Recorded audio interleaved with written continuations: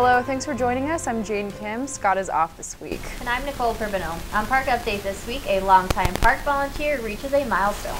Join the Fair for All co-op and save up to 40% off on groceries. Why you may want to start watering your trees. These stories and more just ahead on The Update.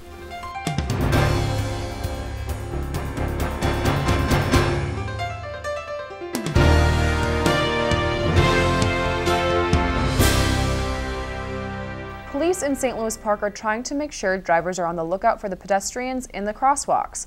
This summer, the police department are conducting a crosswalk campaign called Street Smart St. Louis Park.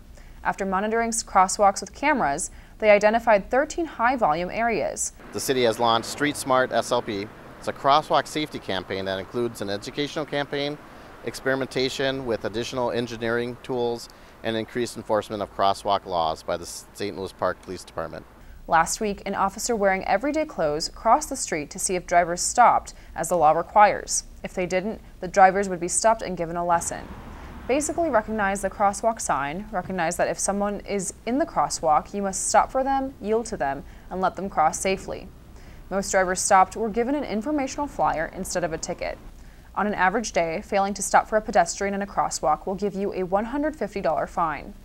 As part of this year's pavement management program, Wooddale Avenue from Vernon Avenue to Princeton Avenue is closed to through traffic starting on Wednesday, August 20th and will reopen to traffic on Friday, August 29th at 5 p.m.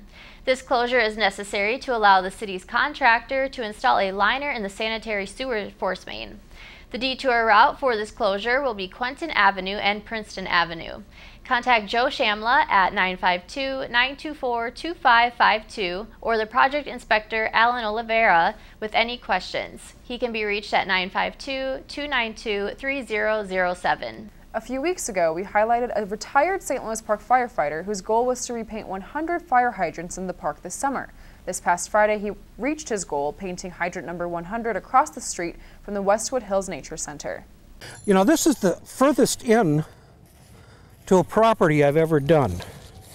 I mean, I've done parking lots and stuff, and I've done some in gardens, but this one's in somebody's front yard. See, 1969. Good year for hydrants. We asked David if he was going to hang up his paintbrush now. I've got the 3 that I'm going to do for some requests after they develop that miracle cure for arthritis, and I'll be right out there doing it again. And I think that one's officially done. Ta-da! Many thanks to longtime St. Louis Park volunteer David Kofod. If you or your group would be willing to volunteer to help paint hydrants, please contact Laura Smith at lsmith@stlouispark.org. Sunday, August 24th is the last day that the aquatic park is open this summer and will feature a benefit for STEP from 11 a.m. to 7 p.m. If patrons bring a non-perishable food donation for the STEP food shelf, pool entrance is just $1. All season pass holders who bring a food donation will receive a coupon for 1 free small fountain beverage at the concession stand. Cash donations will also be accepted for STEP. The concession stand will feature last day specials as well. St. Louis Park has 2 employment opportunities available. First is a construction codes inspector, electrical specialist. Responsibilities would include providing education in all state construction codes and city ordinances to residents, contractors, and design professionals, thus ensuring code compliance through increased awareness and understanding. The city also needs a civil engineer. Responsibilities include planning, leading, coordinating, and participating in the development, operation, and maintenance of a comprehensive traffic program. Deadline to apply for both positions is Friday, August 29th. You may view the full description and apply online at stlouispark.org/employment.html. In a time when having wireless internet access is increasingly important, the city has taken steps to add connections in public buildings. Free Wi-Fi is now available in several St. Louis Park City facilities. St. Louis Park City Hall, the Rec Center, Westwood Hills Nature Center, and just recently, free Wi-Fi is available in Browndale, Nelson, and Fern Hill Park public buildings, and the shops at West End Atrium. Check out additional sites on the city's website, stlouispark.org. Familiar with the sunflower huts around town or the beautiful bounties sprouting around the area? Want to know more about the edible playground gardens and get ideas for growing your own next year? Come join a tour of the edible playground gardens and learn the do's and don'ts of edible gardening. Join the Health in the Park initiative as it explores how to reduce your budget by learning to provide your own food while becoming more sustainable in your practices. Each morning you can travel to 3 different sites and learn about those styles and techniques for those gardens. Your own transportation must be provided. Saturdays 9 a.m. to noon, August 23rd and 30th, September 6th and September 13th. Sundays August 24th and 31st, September 7th and September 14th. The events are free and all are welcome. More information is available at soilofthesoul.com or call Julie Rappaport at 612-867-3877. To conserve water, St. Louis Park prohibits lawn sprinkling between noon and 6 p.m. In addition, all households and businesses must follow an odd-even schedule when sprinkling lawns. Properties that end with an odd number sprinkle on the odd number days on the calendar. Properties that end with an even number sprinkle on even number days. The city is committed to keeping our community green. With the recent dry weather, the city would like to remind you about tips for watering your trees. A mature tree on a sunny summer fall day can use over 150 gallons of water a day, so watering your larger trees is very important. More information is available on the city's website, stlouispark.org. Tired of phone books piling up on your front doorstep? Opting out is even better than recycling. A website called don'ttrashthephonebook.org allows you to stop phone book deliveries with just a few clicks of a mouse. The website is a joint effort by Yellow Pages Association, Conservation Minnesota, and local phone book publishers Dex One, Supermedia, and Yellow Book. Unwanted phone books can be placed in your recycling cart for collection. Contact Waste Management at 763-783-5423 for more information on how to recycle phone books. Again, to opt out of receiving phone books, go to www.don'ttrashthephonebook.org. Just ahead, Nicole has events for the young and the young at heart on Generations.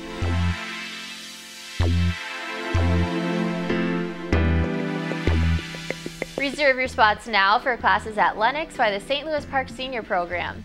Do you want to learn how to play bridge, or do you just need to brush up on your skills? Come to the bridge class on Wednesday, September 17th from 10 a.m. to noon. Retired history teacher Neil Anderson will be hosting 2 classes in a partnership with OLLI, also known as Osher Lifelong Learning Institute. Secret societies will take place on Thursday, September 18th from 10 to 11:30 a.m. Students will focus on elite and secret societies and how they have influenced the outcome of world events. On the same day, from 12:30 to 2 p.m., the Dark Side will explore the darker parts of U.S. history. The class will cover topics ranging from assassinations to covert military operations. To register for classes, call 952-928-6444. Members of the senior program will receive discounts on fees. Westwood Hills Nature Center has an exciting program for parents who homeschool. They offer monthly classes throughout the year that will help your children learn and develop skills in natural science and outdoor recreation. 2 programs are available, offered at the same time and dates to accommodate a whole family. Sign up for one activity or the series. Explorations, age 5 to 8, must be accompanied by an adult. Each session will explore a different topic or area of the Nature Center with hikes, activities, and puppet shows. Citizen Science, ages 8 and up, participate in a variety of surveys, studies, and projects with the goal of contributing data to some of the many citizen science projects available nationwide and towards understanding and improving the habitat at Westwood. For information and registration, go to westwoodhillsnaturecenter.org. In City Council news, a special study session was held on August 18th for City Council to discuss the West End redevelopment update. Representatives from Duke Realty, its new project partner Dolce Living, and their architect ESG presented and discussed their concept plan and answered questions at the study session. The concept plan would be for the eastern portion of the site, which includes a mix of uses, including office, hotel, and residential. Well, that's it for this week's Park Update. Thank you for watching. Be sure you take some time to get out and experience life in the park.